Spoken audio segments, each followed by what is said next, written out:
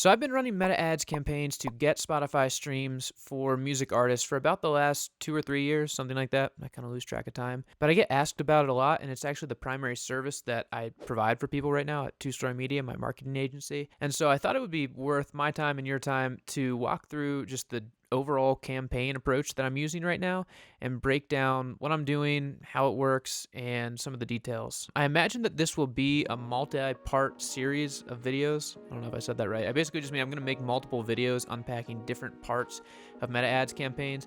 But in this first video, I just wanted to give you an overview of here's how I am currently setting up these campaigns and what's working for me. So with that said, let's turn around to the trusty computer screen and I will show you how I'm setting up meta ads campaigns to drive Spotify streams in the year 2024.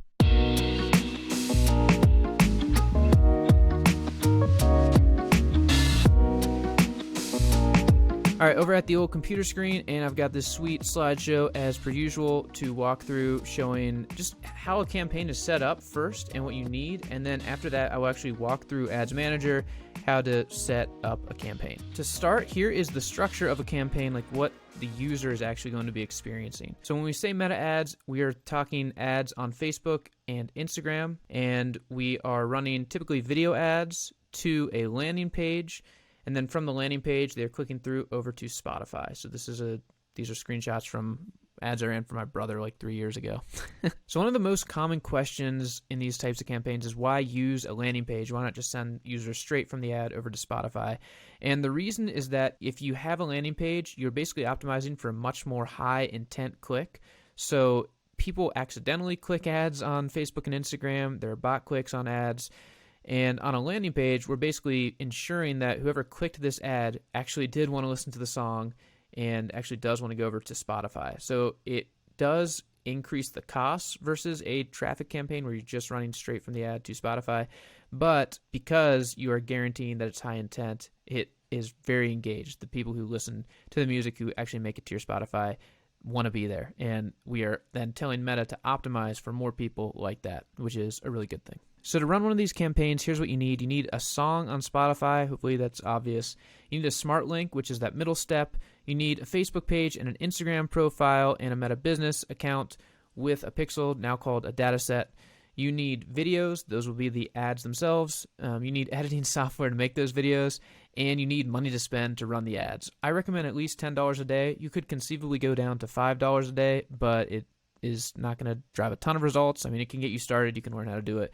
But if you don't have $10 a day, like $300 a month to spend on ads, then it's probably just worth your time to focus on organic content or things that don't cost money. Importantly, you do not need a professionally shot music video. You don't need like super, pro content. You can just use your phone, and you can also use stock assets if you don't even want to use your phone. You also don't need a new release. It is nice to promote new music, and there are some benefits in the Spotify algorithm to getting an influx of streams on a new release, but you can totally run a meta ads campaign for a song that's been out like forever. I've run campaigns for songs that have been out for a couple years, and they totally still work. So yep, that is what you need. What you don't need. And so the last couple things I want to run through before we get over to Ads Manager are just the structure of a campaign. So you'll see a few different approaches to setting up a campaign. I highly recommend Andrew Southworth. I highly recommend Tom Dupree. I recommend Kyle the Ally. There are people who are doing very good jobs at running meta ads. So just take my advice with a grain of salt. But this is what I'm currently doing. It is called a 322 campaign. It is actually like from e-commerce, and it's from a guy named Charlie T. I'll put the link to his channel somewhere on this page. But the basic idea is that you are going broad with a variety of assets and letting Meta determine which assets to show to which people. A shorter way of saying that is that you're letting the ads do the targeting rather than trying to dial in the targeting super specifically yourself. Two arguments in favor of this approach. Number one is, do you remember how hashtags were really big, like when Twitter was just getting started or like in the very early days of TikTok? But now hashtags, like, they don't really matter much at all. Like if you post a TikTok video, the hashtag is not what's going to make it blow up. Like it's the content, because these platforms are getting better and better at figuring out what the content is versus how we're tagging the content. And that's the same philosophy behind running ads. It used to be that we really had to dial in, like we want to show it to people who like Spotify. We want to show it to people who are interested in Taylor Swift or guitar music or whatever. And we were telling the meta ads engine, like, here are the things. But increasingly, Meta and these social media platforms in general are getting good at recognizing what the content itself is, what the video is, and what the ad is, and then showing that to people who are interested in it. So targeting definitely still has a place, and a lot of people are doing it really successfully, but I think that increasingly we're going to be shifting more toward giving these platforms, just letting the algorithm work for us rather than trying to finagle things ourselves. And yes, I just used the word finagle. I don't know. My other argument for this is just based on data. Most of the time when I run an ad that uses this 3-2-2 approach, I get better results than when I try to do a bunch of targets, do a bunch of individual videos myself. It's not 100%. Sometimes an older approach will still beat this, but this is easier to set up, and in my experience in the last 6 months to a year, it's worked well for me. And here's a breakdown of what it actually entails. So the 3-2-2 approach means using one campaign, one ad set, and then doing all of your testing within the ad using dynamic creatives. This will all make sense inside of the ad manager. But basically, we're just uploading 3 videos. We're choosing 2 primary text and 2 headlines. And that's letting us test, like A/B test, the primary text against each other, the headlines against each other, and then see which videos win. And then the basic strategy is that you are always trying to beat the performance of all of the assets that you currently have in play. So like to go back to here, if we have 3 videos, 2 primary text and 2 headlines, like we're always trying to beat the top performer. And so instead of having like 5 different interest groups and a different ad in each interest group and ad set, it really just gives you a simpler A/B test to be sure that you're getting, like, you're comparing apples to apples. And so it just makes optimization easier, and it's easier to set up. And yeah, I've gotten good results with it. So that said, I'm going to flip over to Ads Manager, and I will show you a campaign and walk through what it's like to set one up. So here's a live running campaign that's actually in one of my personal ad accounts. This is a campaign that I set up for my Meta Ads course inside of my membership community that you can also check out at the link below. So the artist is a demo project, something I released just to basically run this campaign. Song is not very good. I always say that and I get flagged for it, but this one really is not that good. And I am using the 3-2-2 approach. You'll see we're at 50 cents per result. Not great. That is actually a fairly high result. But it has driven some streams on the back end, so I'll show you that later on too. But for now, I just want to show you how to set up the actual campaign. So if we go to edit here, I title it Spotify profile conversion because I'm running these ads directly to the artist profile. This is literally just a brand new artist account that I have one song for. So when they hit that artist profile, the song is the only option. And I like to run to profile to drive followers. You can run to copy the song link itself, or you can run to a playlist, or you can run to an album if you're releasing like an EP. I prefer to do to the profile because I like to build Spotify followers. There are arguments to be made for either of those other options. They're all good.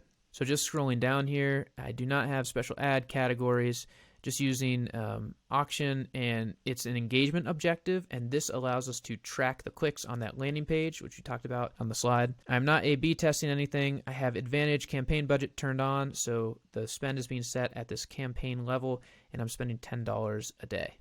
And that's about it on this page. So on the next level down, this is the campaign level. On the next level down is the ad set. So let's click into that. And I titled the ad set based on the targeting that I'm doing. So I'm going after tier 1 and tier 2 countries. I will show you the list of that when we scroll down. I am not doing any interest targeting, and I am targeting English speakers because the song's in English. The goal is to maximize conversions. I'm using a pixel, a data set that I set up for this artist, brand new. The conversion event is hyped it smart link clicks. So that is a click on the landing page. Whenever anybody hits that landing page and clicks over to Spotify, that is what Meta is counting as a conversion, and they're optimizing for those. And then important here, I have dynamic creative checked. So I am asking Meta to pull the best combination of videos and headlines and primary text that they think will resonate with a specific user at whatever time they're showing the ad to that person. And then I just have it running. I do not have an end date. So in terms of targeting, here is my list of locations. I just do tier 1 and tier 2 countries. These are countries that have Spotify that are basically not known for heavy bot plays. And I'll just scroll down here slowly if you want to copy this. Inside of my membership community, I have like a spreadsheet with all of these countries listed, and plenty of people, you can find these pretty easily. That is my geographic target. In terms of the age range, I filter it down to 18 to 50. Now, there are recommendations in the 3-2-2 world to just leave it totally open-ended.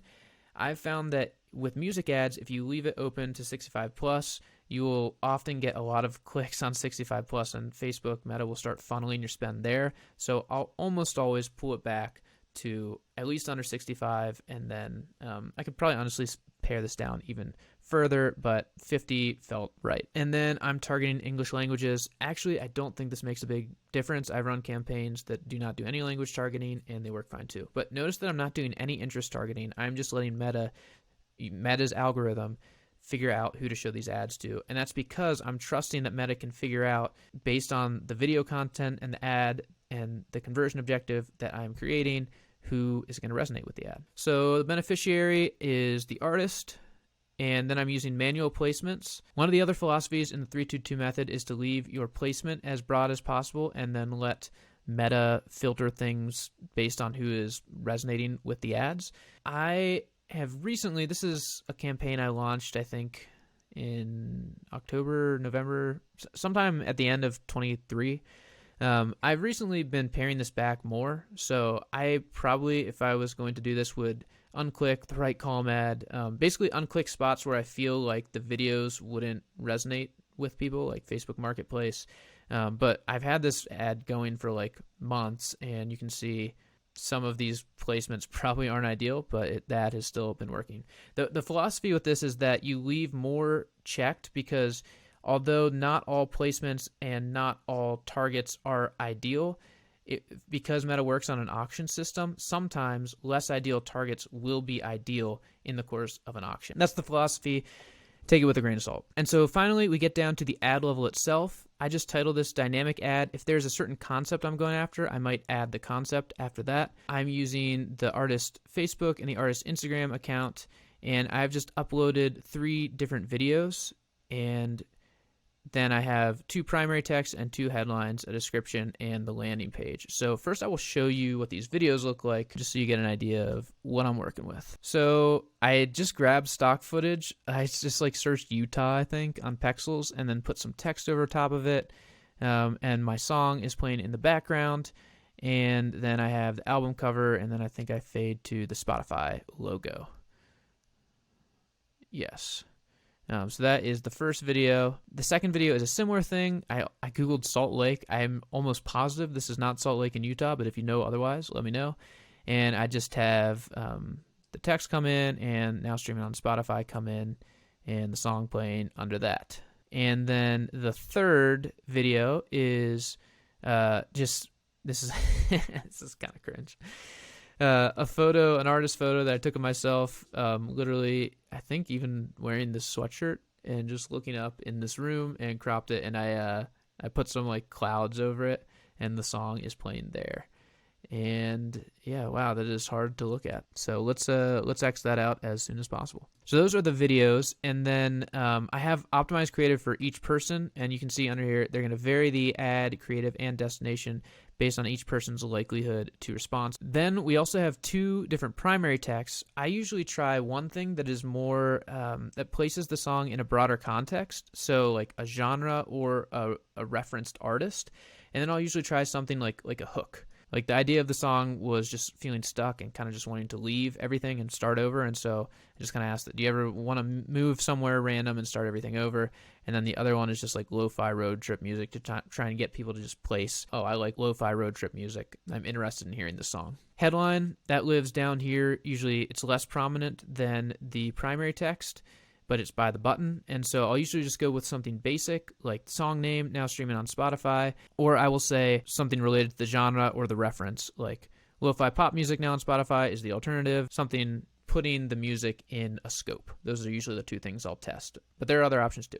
For description, this isn't super important because it doesn't show in most placements, but I often put song lyrics there. Again, anything that's like hooky or that's just interesting and is related to the song, that will work well.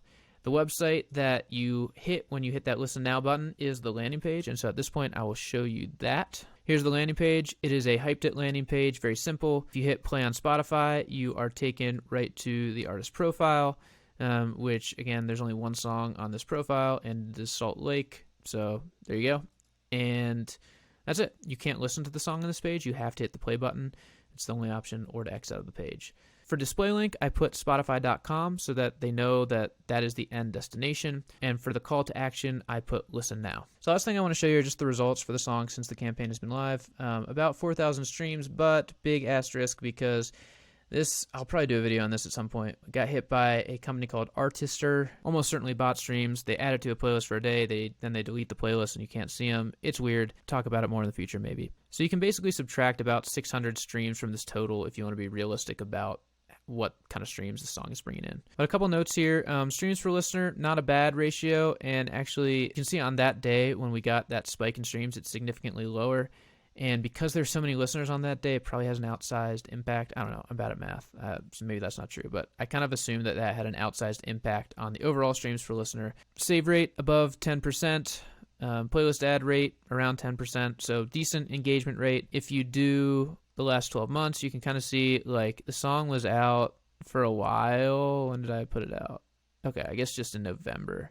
And then I started running ads in December, it looks like. And then we're just starting to get like above 70 streams in a day. So not very much traffic, obviously, but this is a legitimate engaged source of traffic. The videos were not great. The music was not great. This is an artist that is just, I literally made as a test case for making a campaign.